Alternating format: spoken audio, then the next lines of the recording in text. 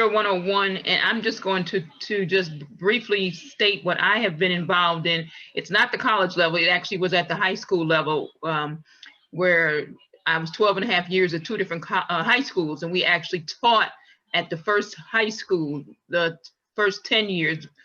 The band director we actually taught the kids how to read drill, because most people, that's a big thing. We all know it's hard to read, and I think if you're not taught it, you really will never catch on unless you're very, very smart.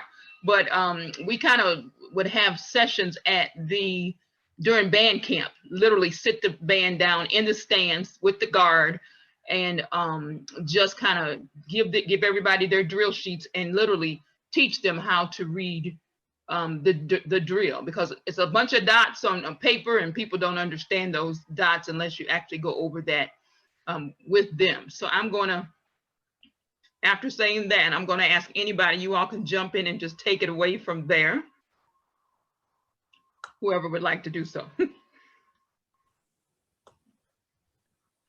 There's some new panelists who did not get to introduce themselves on the last page that we did. Okay. Yep. I'm trying to find my sheet. Okay. Mariah's after me. I already introduced myself last time, so I don't think Mia? Yeah, I think it's you. Yeah. I didn't see right. So I am Mia Krazel. I'm the feature twirler for the University of Pittsburgh. So I did 4 years there as my undergrad, and I'm currently in grad school. So I finished up my 1 year here, and then I'm graduating. So I'm excited. Let's see. I'm from Rockville, Maryland originally, so right outside of Washington, D.C. And I grew up twirling for the Wheaton Majorettes.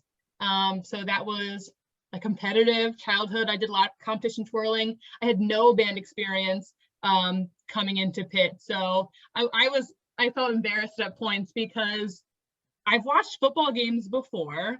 I knew that there was a 50-yard line. I knew that they went out by fives. But then when you're on the field and they were telling me to march like 8x5s and to go to these different, not hashtags, but different hashes and different sidelines, I was totally a deer in headlights. So I have lots of experience with learning how to read drill and totally relying on other band members, other leadership within the band to kind of help me get settled. So that's my little spiel.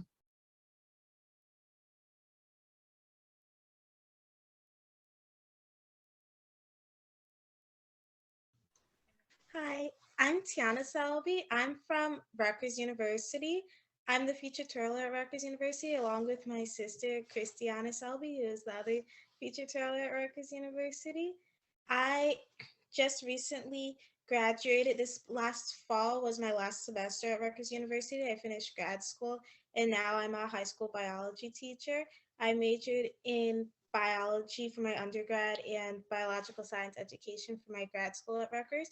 And I've been twirling for 10 years.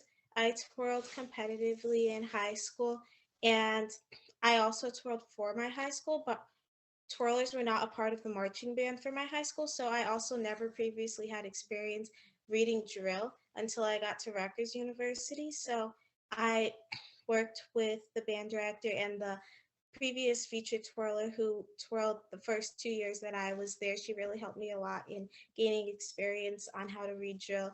And then so I was able to help my sister Christiana when she came to Rutgers with reading drill as well. And you can introduce yourself now, Christy.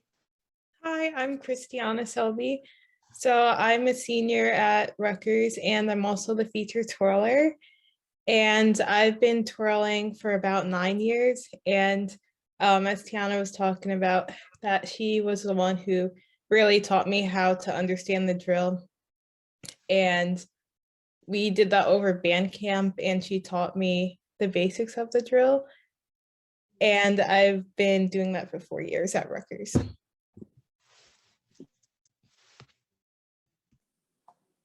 So when I started learning to do drill, we had dot sheets. I don't know if they have those anymore, but it was like on the left or on the north side, 10 steps from the hash, on the 50-yard line, 4 steps. Like it was horrible. There was no visual aid. It was literally just this side, this many steps.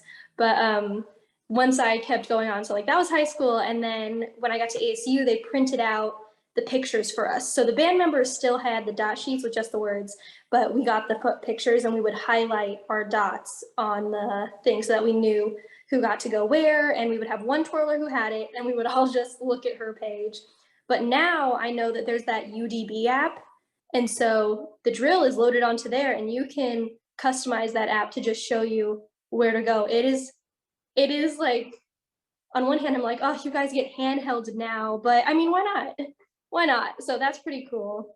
Yeah, but like, don't be afraid to ask band members for assistance. They're there to help you. They're not judging you or anything. So that's my advice for drill, is just you figure it out because you have no other choice.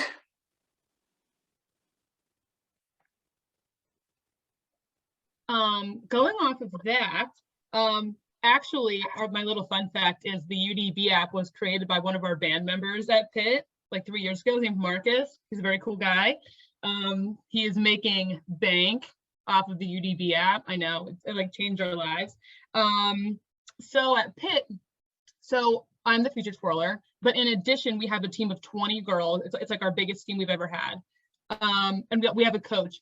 So, you know, what we're finding a lot of the time is that when you have band directors who don't have a lot of experience with auxiliary and baton twirling, color guard, they create these really tight formations where you're like, oh my gosh, what were you thinking? Why am I like moving in a giant circle the whole routine? Or like, why am I sandwiched between trombones who are going to knock me out when I'm trying to do my twirling? So I think I'm lucky because I have a coach who's a really fierce woman and she has no fear of being like, hey, this doesn't work for us. Can we do this instead? Or can we go off to the student section and then we'll come back whenever you really need us to make this solid picture. So I think what I'd like to stress is that if you don't have a coach that can advocate for you, or, you know, whatever, feel free to communicate that to whatever leadership and be like, hey, this isn't working. Can I try something else instead? Another thing that I appreciate about her, and I guess this goes with the question of how you complement the band, is you want to be seen by as many people as you can. You know, I don't think you really have to run around the entire field, then you're going to be dying. But I have to laugh because our band likes to make like really big pictures or like big moving circles or something. And I think that if I were by myself, I would kind of be off in the corner, maybe towards the student section. But my coach is like, go in the middle of the circle and go nuts. And I'm like, okay, you know, there wasn't a spot there. I wasn't supposed to do that, but yeah, I'm going to go in the middle of the circle now. And it's amazing. It's really, really fun. And I think that really helps you stand out and complement the band because you can appreciate the band playing music. You hear the music from all different sides of the stadium, and then there's cool twirling going on in the middle. But I think for me, the best way to complement the band, especially when I'm watching other feature twirlers on social media, is to pull away from the band. Don't always be in the middle because then they can't really see you. Try to spread around, move around the stadium so that people can see you. I think, but however, one of the other things is that if you are on the 50, there's like a big ladder typically where the conductor is conducting. But if you're behind the ladder, they really can't see you. Or if you're too close to the sidelines, it's hard to see you. At least that's from my experience because I'm behind the field. However, you might get better pictures. So I don't know. Up to you.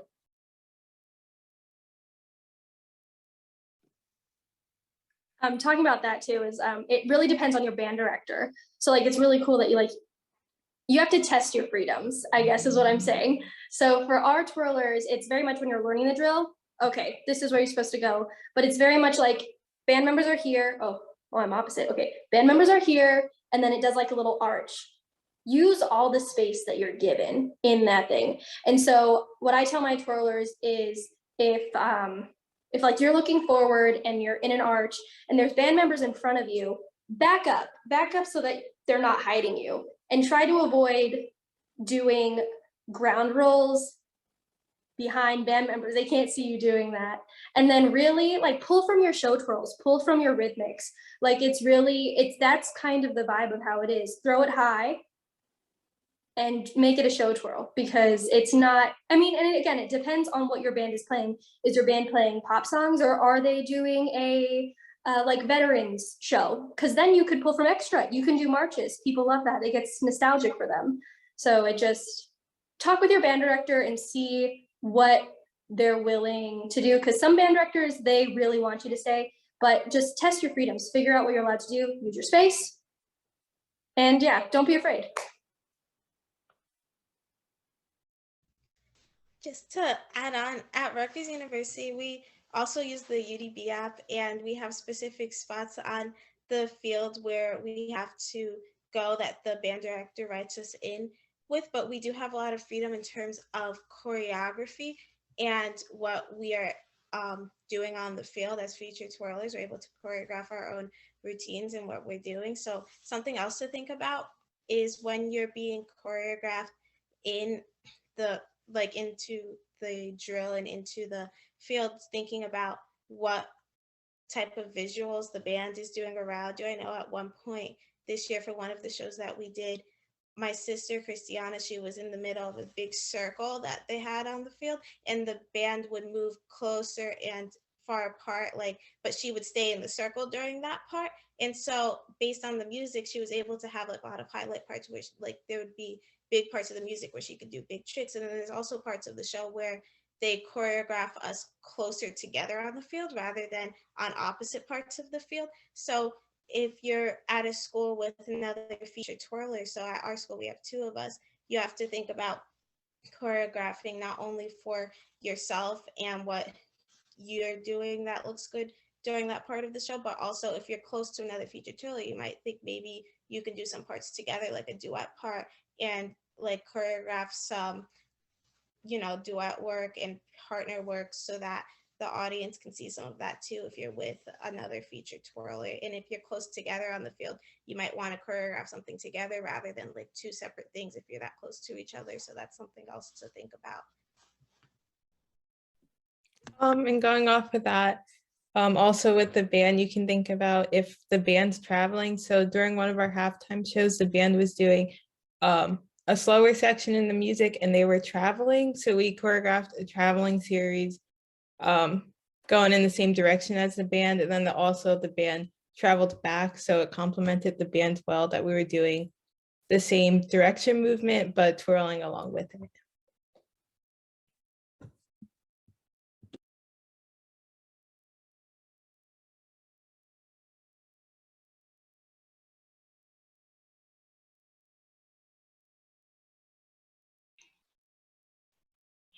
Awesome.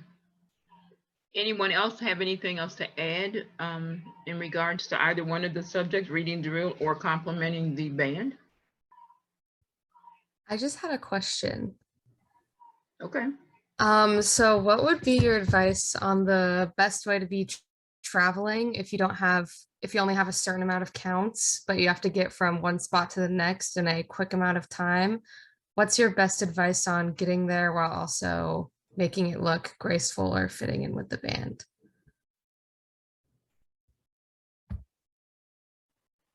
I'll start it off. I'm sure we all have different answers, but so typically I feel like I'm constantly tossing and leaping under the baton. But if you are traveling a lot and you get tired, you can do a lot of presenting and different jumps and stuff, but different kind of traveling tricks, because you can get across the field while also chucking high tricks so people can watch you move. So that's typically what I do. I don't know if anyone else has a different answer.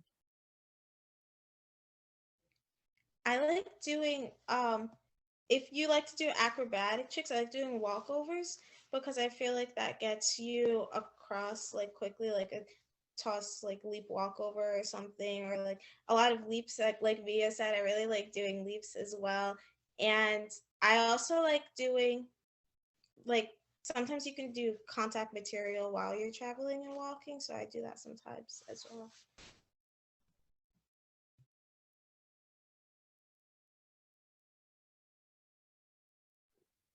I agree with them. It's also just what are your strengths? And if it really is let's say you're just going 10 yards, You can just do a toss little spin.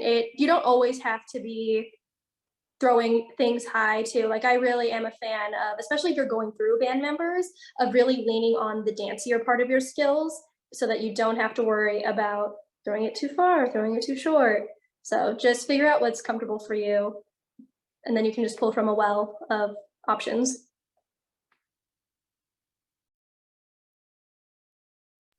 I think similarly, I like to do a lot of leaps to travel, and I feel like that gets you further to the spot, but then it also depends if it's just a 16 count travel. You can usually get there by doing maybe a double leap on the field. And then also sometimes we have longer travels where it might be 64 counts. And me and Tiana this past season had a part like that, and we did a duet series where we incorporated some traveling toss leaps together as well as some context series, and that brought us across the field very well. And don't forget to think about multiples too. Traveling with multiples can be a lot harder. So typically, like that's when you really lean on like the toss leaps, because what are you going to do with your other baton? Or just like a toss even twirl to the side and like a pass over your head. So don't forget to practice traveling with multiple batons.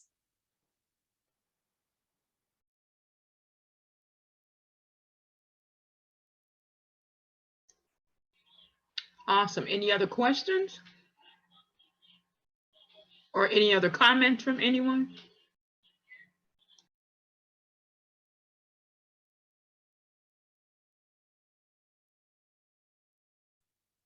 If you're at a school that doesn't have a coach necessarily for the twirlers, if there's multiple of you, then I would suggest watching each other sometimes so that you can give each other advice on like, hey, when you do that trick, I can't see you. I can't tell what you're doing. Or if there's just one of you, ask the dance coach or ask one of the color guard techs, like, hey, can you watch this movement and tell me if you can't see anything, or tell me if you think that I'm not matching the music, just to get a second opinion.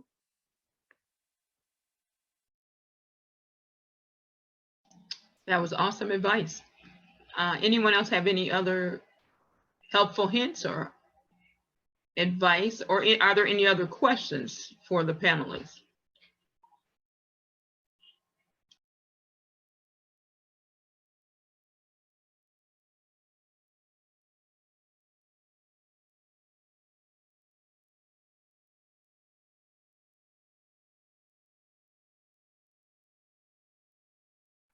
There was a question, I think Mia, you might be really good for this one. It was about joining a band and not having much experience with band. Yeah, so like I said, I'd never done band in middle school or high school. So I think a lot of what I was bringing to Pitt, and the other thing too, sorry, I'm going all over the place, was that I was the first feature twirler. So we've always had a team, but my freshman year was the first year where they were like, okay, we're gonna make you the feature twirler. So it wasn't even like I had someone to watch from previous years. So a lot of what I was doing was a lot of research. Totally watched Rebecca Lance. I totally watched different feature twirlers on the field, because there's also no shame in being like, oh, I love what she did there.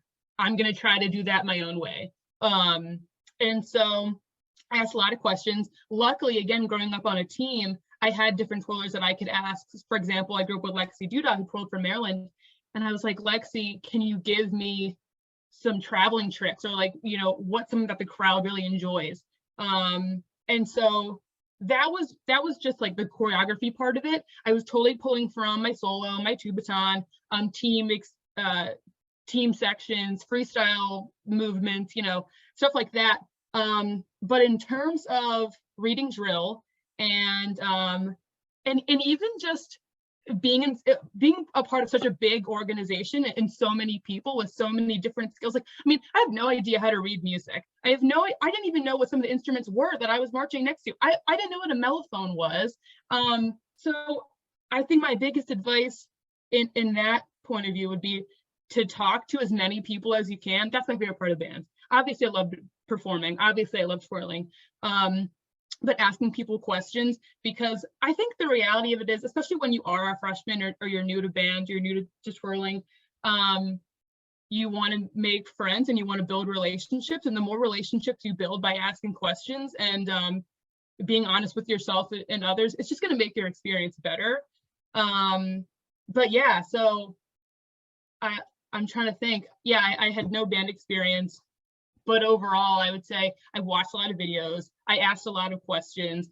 And the reality of it is, even if you're nervous, once you get there, you figure it out, you know, and you're like, okay, I'm supposed to go that way. Someone tell me how I should go that way. Okay, I made it that way the first try. It went terribly. Let me try it again. Okay, it works better. And then by the time, you know, like 30 minutes goes by, or like the summer camp goes by or band camp ends, you feel like you're in a good space and you've mastered it, and then it just gets easier and more fun from there. So it's nothing that I would stress about. I never felt unprepared or anxious going into band, being like, I've never done it before. It was just exciting. And obviously that might depend on your experience with joining a new group or your confidence in your twirling ability. It's all very situational, all very dependent, but it was really, really fun. I liked learning it all for the first time while twirling on the field for the first time. So it'll be fun. Yeah, don't stress. To add on to that, I didn't have any prior experience with band as well before going to Purdue. So my name is Iman. I am in the twirling line at Purdue University, so the All-American twirling team.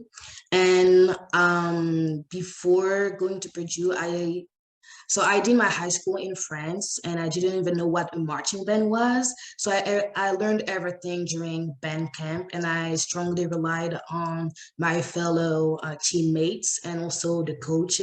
The coach was really helpful in just introducing me to reading drills. I would say just ask questions to fellow twirlers, ask questions to other band members as well.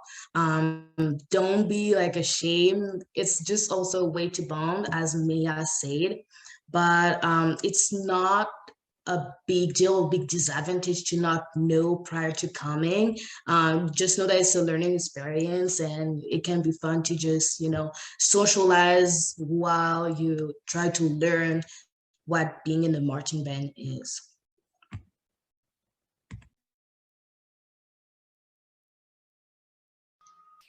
Awesome. Were there any other questions? Or can anybody else think of any other words of wisdom? Go out there and be great.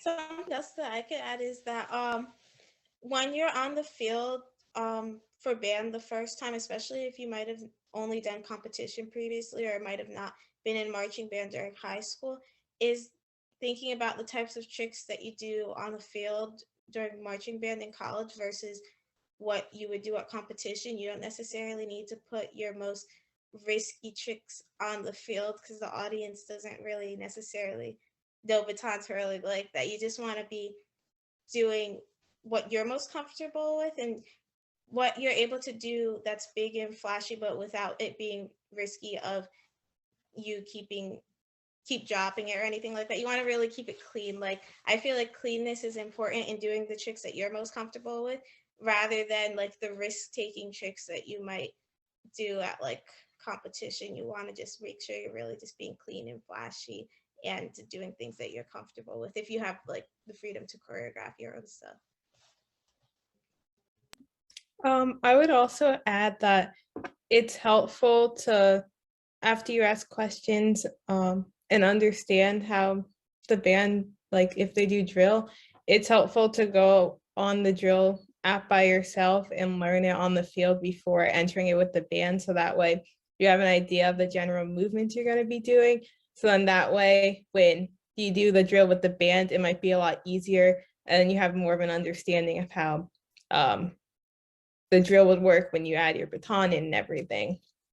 So that's helpful. And also knowing the different types of performances you would do with the band. So at Rutgers, we do a Scarlet Walk and a parade to the stadium before pregame. So that type of twirling for the Scarlet Walk, we're twirling on grass and under trees, so you might have to adjust it a little more for the height of your tosses and the types of baton twirling you would do there versus for the parade to the stadium before pregame, we would be walking along with the band, and then we would do stops and twirl for the audience really close, like a close-up performance for the fans and audience to see us. So it's a little different than what we would do during pregame and halftime. Awesome. I believe our time is up. Yes. Thank you all so much. This was very, very informative. And I think, Kanisha, you may have to stop the recording since I couldn't start it. Stop. Yes, I am. Good start.